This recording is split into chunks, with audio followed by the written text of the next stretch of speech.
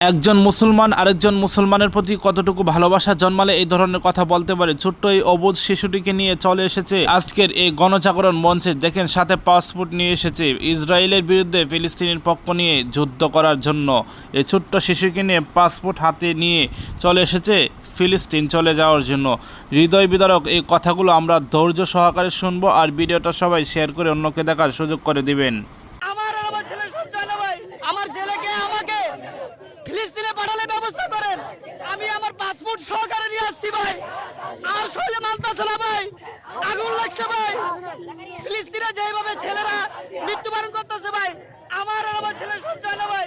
আমি সাধারণ একটা লোক, আমি একজন গরিব, আমি একজন মুসল্লি হিসাবে বলতেছি ভাই, আমার রাসূল যেখানে ছিল, আমার আল্লাহর রাসূল যেখানে আল আকসা মসজিদ তৈরি করেছে, যেখানে ফিলিস্তিন নিয়ে দোয়া করেছে, আমি সেই রাসূলের জন্য আমার ছেলেকে আর আমাকে কোরবানি দিয়েছি ভাই।